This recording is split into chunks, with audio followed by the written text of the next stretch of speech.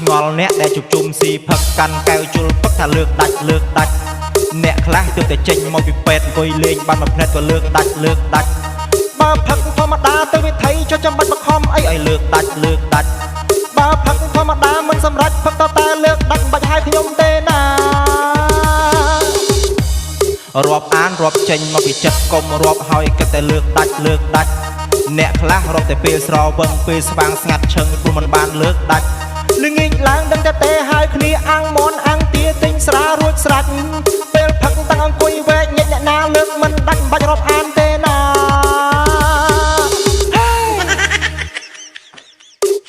ផឹកស៊ីឲ្យមានរបបមានរបៀបផឹកតែសារសុខភាពកុំលើកដាច់យើងផឹកកុំខ្លាចអ្នកលក់ក្របើផឹកយកល្អកុំលើកដាច់ជុំគ្នាគឺដើម្បីសប្បាយកុំបង្ខំគ្នាឡើយឲ្យលើកដាច់យើងផឹកចង់មានអ្នកចោចែក